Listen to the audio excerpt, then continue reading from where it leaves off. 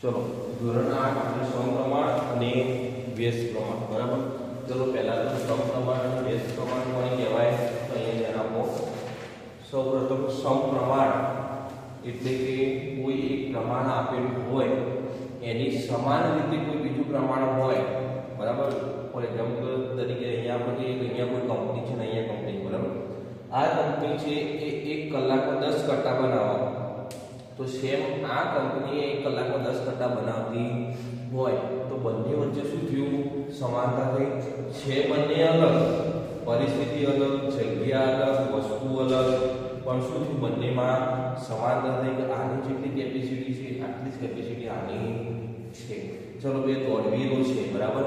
ચલો હવે એક જણો અહીંયાથી દોડે છે બરાબર. એને 20 મિનિટમાં આપણે કરીએ કે 20 મિનિટમાં 5 કિલોમીટર કાપે છે બરાબર. હવે એટલી જ સ્પીડ આની છે બરાબર. એટલી સ્પીડ કેટલી છે? બીજો વિદ્યાર્થી જે છે એની છે, તો એ પણ 20 મિનિટમાં કેટલો સમય કાપવાની? 5 કિલોમીટર કાપવાની બરાબર. કેમ? તો બંનેમાં શું છે? સમાનતા. આની સ્પીડ છે એટલી જ આની સ્પીડ હોય તો આ 20 મિનિટમાં 5 કિલોમીટર કાપી શકો તો આ પણ 20 મિનિટમાં 5 કિલોમીટર કાપી શકે છે. ખબર પડી? તો આ બંને આપણે શું કર્યું? સમપ્રમાણતા. એટલે બંને વચ્ચે સમાનતા દર્શાવી અને એને કહીશું આપણે સમપ્રમાણ. ખબર પડી? કેમ કે બંને વચ્ચેનું પ્રમાણ કેવું છે?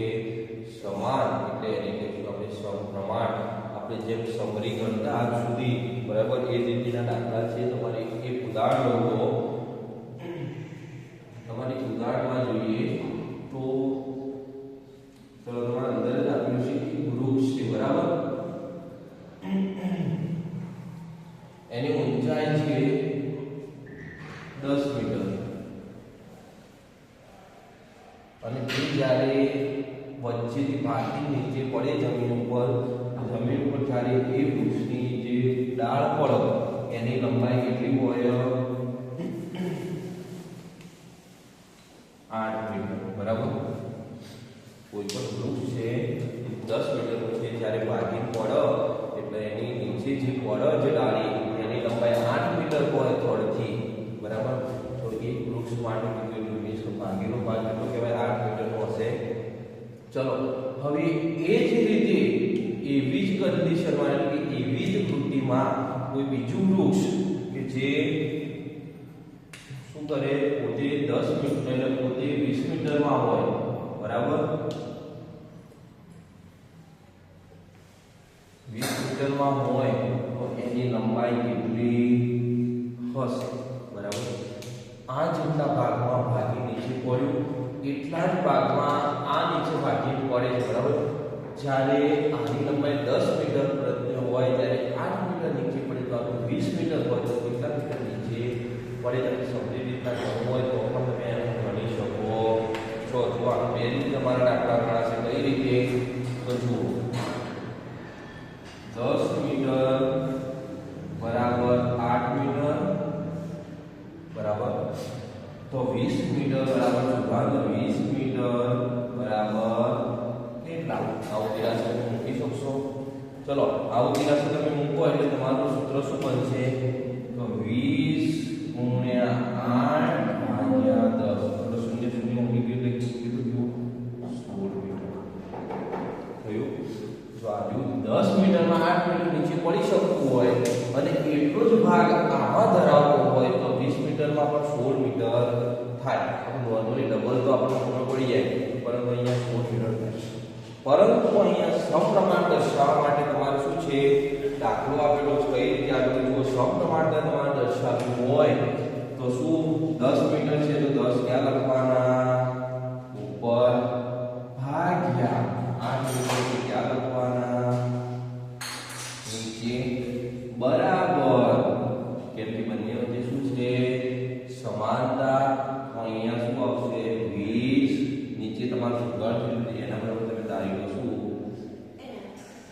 ચલો x ધારી લીધું. હવે તેમાં જે શોધવા છે તમને આપેલું છે નહીં તેના બરાબર તમે x ધારી લીધું. તો હવે શું કરવાનું? x બરાબર તમારે કરતા બનાવવાનું હોય એટલે x ને ઉપર લાવવું હોય તો શું થશે? x સાથે જે ગુણાયેલા છે 10 એ ક્યાં જશે? નીચે. અને આ ક્યાં આવી જશે?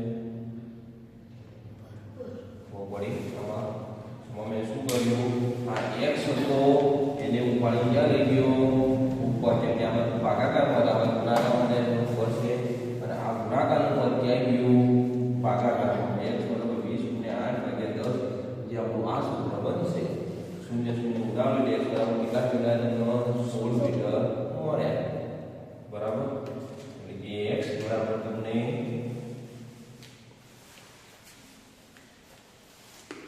બરાબર એનો મતલબ શું થયો તો તમારા જે ઝાડની 20 મીટરનું ઝાડ હોય તો 10 મીટરમાં પડે એટલા જ ભાગવાળું પડતું હોય તો એનો મતલબ 20 મીટર વાળા ઝાડમાં 16 મીટર ઝાડ નીચે પડશે તો નીચે પડેલા ઝાડની લંબાઈ 20 મીટર હશે આ તમે બધે રીતે ગણી શકો પણ આ 83 વાળું છે એટલે 83 વાળું તમારે દર્શાવવાનું અહીંયા છે નહીં પરંતુ આ જવાબ માટે તમે આનો ઉપયોગ કરી શકો તમારે અહીંયા દાખલો છે આ રીતે કેમ કે આપણું ચેપ્ટર શું છે સમપ્રમાણ બંને વચ્ચેની સમાનતા સાબિત કરવાની છે એટલે બંને વચ્ચે શું આવશે બરાબરનું ચિહ્ન આવશે 83 આવશે નહીં આ રીતે દાખલો ગણવાનો ખબર પડી ગઈ આ છે તમારે શું સમપ્રમાણ ચલો આટલું સુધી ઓકે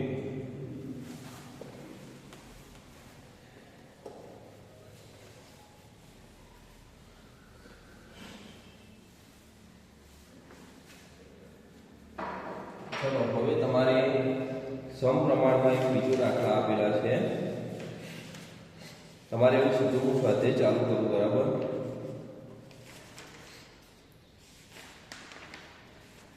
ચલો સ્વાધ્યાય જોઈએ તો પહેલો જ પ્રશ્ન છે તમારો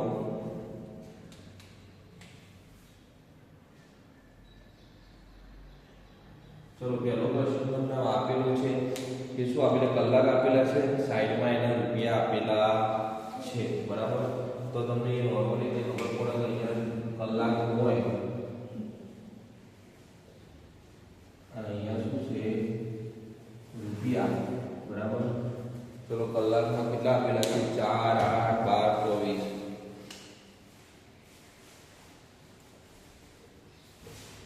24 ચલો હવે રૂપિયામાં જોઈએ તો 60 100 140 180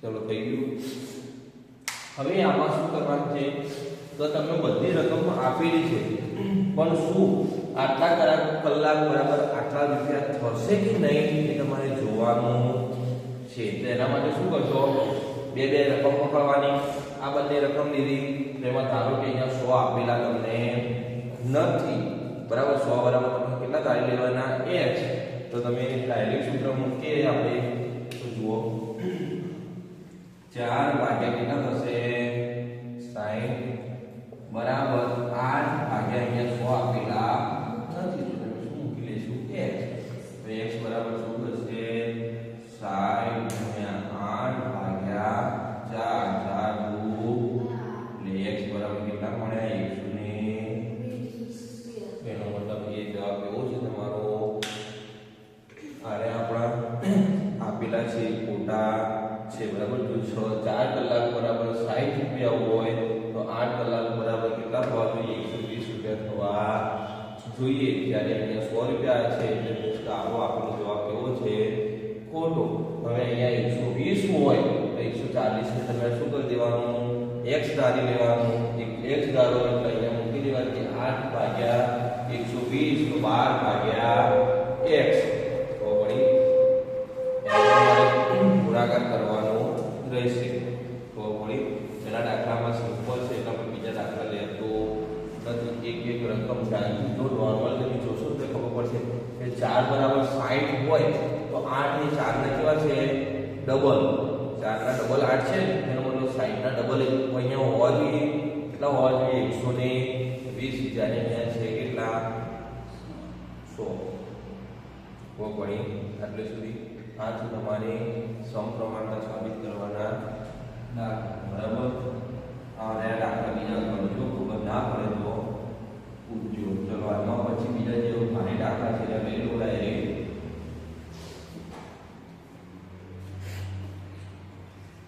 ચલો તમારો બીજો પ્રશ્ન છે 8 ભાગમાં ટી ભાગના લાલ રંગ મેળવીને મિશ્રણ તૈયાર કરેલ છે નીચેના કોષ્ટકમાં મૂળ મિશ્રણનો ભાગ શોધો. પહેલો ભાગ તમને આપેલો છે, જેમ આપણે અહીંયા આપેલું હતું, અને બીજા નંબરે નહીં આપેલી રીતે આપણે શોધતા હતા. છે અહીંયા શું કરવાનું છે, બીજો ત્રીજો એવી રીતના લાઈન શોધતા આગળ વધવાનું છે. બરાબર. ચલો હવે તમારો 7મો દાખલો કે કદાચ થોડોક ભારે હોય. બરાબર. ચલો 2 કિલોગ્રામ ખાંડ આપેલી છે.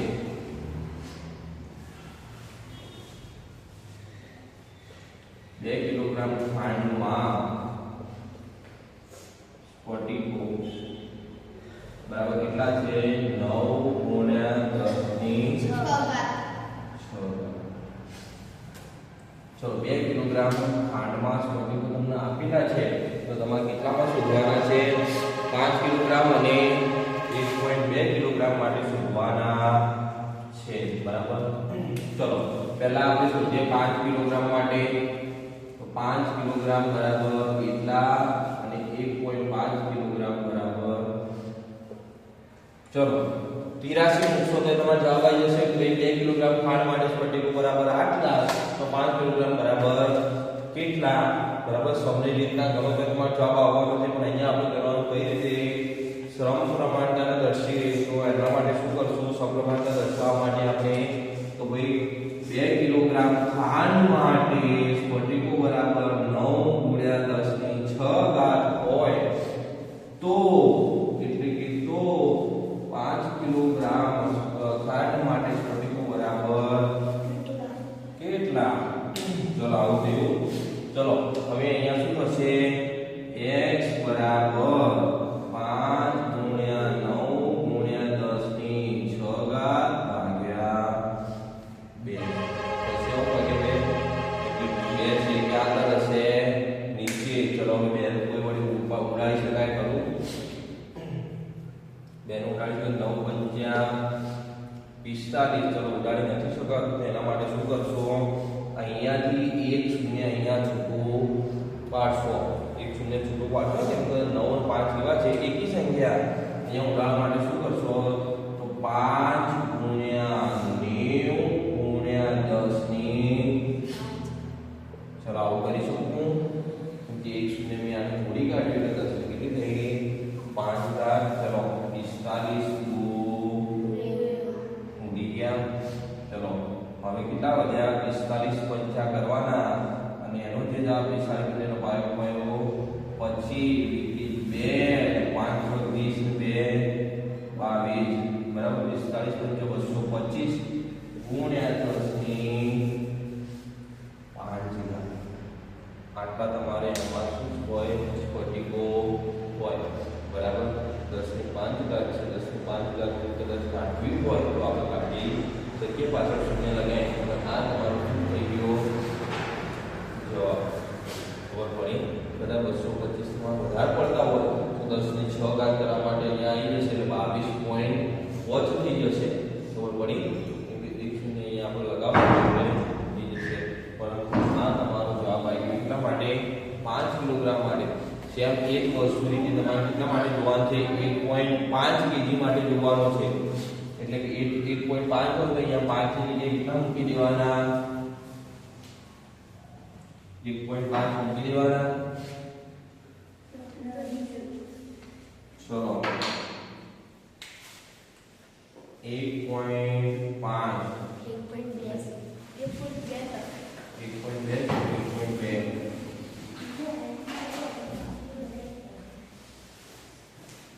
ચલો હવે આ દાખલામાં એકદમ સિમ્પલ થશે. એનું કારણ શું છે? ઝૂમ કર્યો.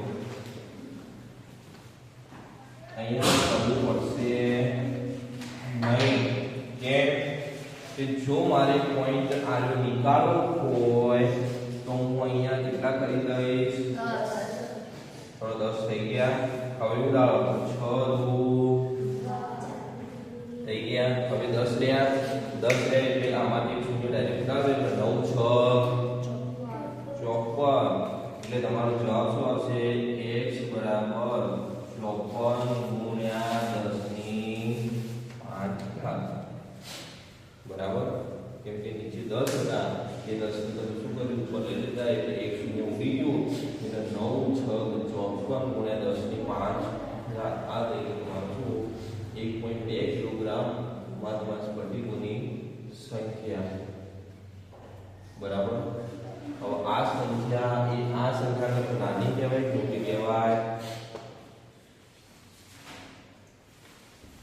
આ સંખ્યા છે એ આ સંખ્યા કરતા મોટી કહેવાય નાની કહેવાય?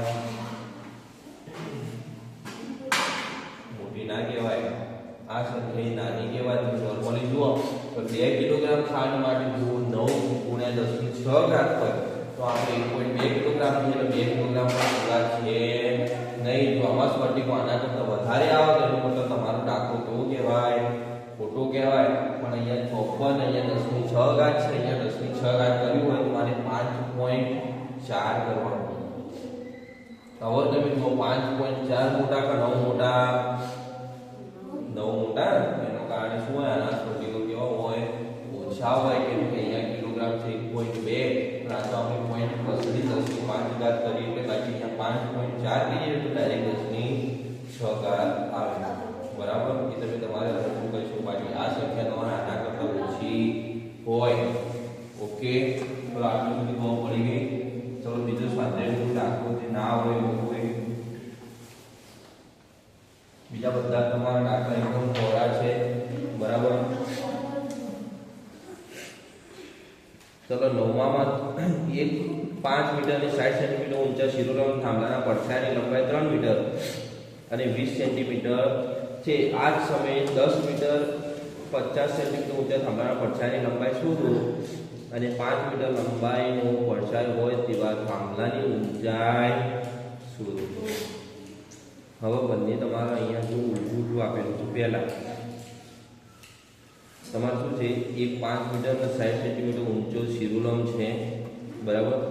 મીટરના પહેલા તો 50 સેન્ટીમીટરમાં ફેરી નાખવાના. બરાબર? 5 મીટર છે. બરાબર? તો મીટરના સેન્ટીમીટરમાં ફેરવો તો કેટલા થઈ જશે? 500 સેન્ટીમીટર થશે. 1 મીટર બરાબર કેટલા થાય? 100 સેન્ટીમીટર થાય. તો આનો ટોટલ તમારે થશે 560 સેન્ટીમીટર બરાબર 300. હા, 5.60 તમે કરી શકો. બરાબર? 5.60 કરી અને 3.20 કરી શકો. એટલે કે 5.60 બરાબર 3.20 હોય તો 10.50 બરાબર કેટલા? બરાબર? તમે નોર્મલી મૂકો આ રીતે જુઓ કે ભાઈ 5.60 બરાબર તમને કેટલા આપેલા છે? 3.20. બરાબર? તો 3.20 છે. તો તમારું અહીંયા જુઓ, અહીંયા કેટલા શોધવાના છે તમારે?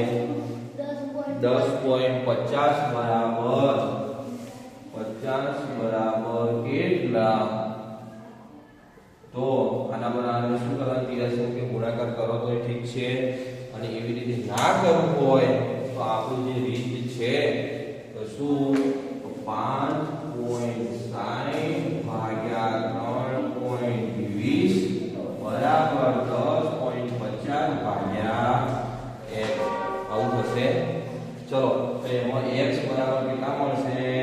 3.20 ગુણ્યા 10.50 ભાગ્યા 5. ચલો આવું થશે. ચલો હવે 5.60 છે 10.50 છે. ચલો આ બંનેમાંથી પોઈન્ટ નીકળી જશે. કેમ? 2 પોઈન્ટ પછી આવે છે. 2 પોઈન્ટ પછી આવે એટલે ગુણ્યા 100 ઉપર કરો, ગુણ્યા 100 નીચે કરો એટલે 100 ઉડી ગયા. અને આ પોઈન્ટ એમના એમ રહેશે. 560 1050 આખા બંને શું કરી દેવાનું? ગુણાકાર કરી દેવાનો. ખબર પડી? એમાં ગુણાકાર કરી અને પછી તમારે એના દાખલું ગણવાનું રહેશે. ચલો તો હવે શું કરવાનું છે? 10.50 ભાગ્યા 5.60 છે. આ બંનેનો તમે પોઈન્ટ નીકાળી દીધો. બરાબર?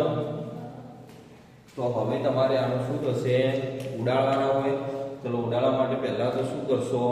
તો જુઓ, ચલો 0 0 ઉડી જશે. ઉડી ગયું 0 0. ચલો હવે 105 વધ્યા અને અહીંયા 56 છે. બરાબર? ચલો 320 છે અને 56 આપણે ભાગી શકીશું. તો પહેલા એના માટે શું કરવાના? 320 ની જગ્યાએ 3.20 છે એની જગ્યાએ નીચે આપણે કેટલા મૂકી દઈશું? જેના કારણે આ પોઈન્ટ પોતે શું થઈ જશે? 2. ચલો હવે તમે 56 ઉડાડી શકો. 320 એટલે 160 160 તો 320 થશે. ચલો આ કેટલાની થશે? 28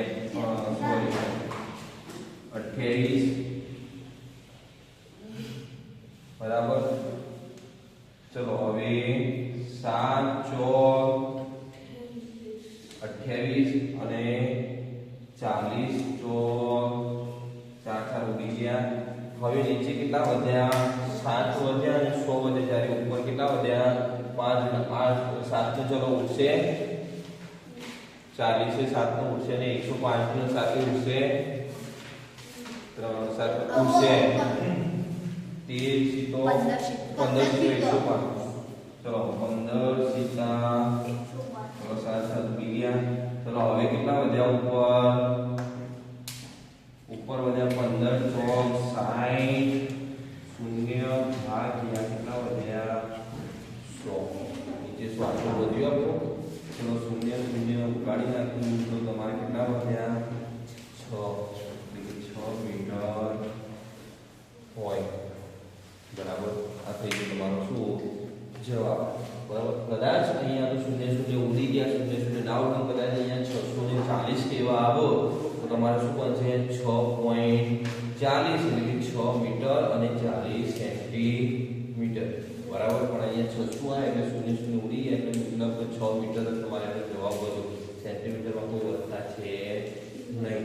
બરાબર. બાકી નીચે 100 આવે એનો ઉડાવવા જવાના નહીં. 10 હોય 100 હોય 1000 હોય એટલે એમ નેમ પડી રાખવાના. બરાબર. આટલે સુધી તમારે દાખલો પૂરો.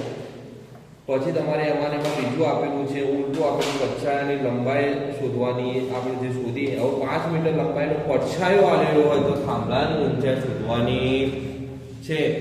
ઊંચું આ આપેલું છે ને આ શોધવાનું થાય કે તિરાશીને શું કરી દેવાનું? ફેરવી નાખવાનું. બરાબર. બાકી દાખલો એના જે રીતે સમપ્રમાણતા તમારું એકદમ સહેલામાં સહેલું ચેપ્ટર છે. ચલો સમપ્રમાણતા ખબર પડી ગઈ. બંનેમાં સમરી ફટાફટ થવાની જો આવડતી હોય તો તમારો એક દાખલો તમારો ખોટું પડશે નહીં. અને જો ના આવડતી હોય તો હજુ ચોથા પદમાં ચલાવવાનું ચાલુ હોય. સમરી જોતા રહેજો. એમથી કહું તો સમરી આવડશે તો સમપ્રમાણતા આવડશે. કેમ કે હાલ તમે બરાબર કરો છો. બરાબર. પણ જો કેટલીક વાર સૂત્ર તમારું બદલાઈ જશે, ઊંચાઈ લાપી લેશે, લંબાઈ શોધવા, તો એના માટે તમારે શું કરવાનું? જવાબ જોવાનો. તો તમે જોઈએ તો જવાબ તમારો સાચો આવે છે કે નહીં. એના માટે શું કરશો? સાઈડમાં તિરાશી મૂકી, સમરી મૂકી અને જવાબ જોવાનો. ઓકે. અહીંયા તમારું સ્વાધ્યાય 11.1 પૂરું. બરાબર. જે દાખલો ના આવડે એ કહેજો. બીજા બધા આના સિવાય બધા જ દાખલા એકદમ કોરા છે. બરાબર.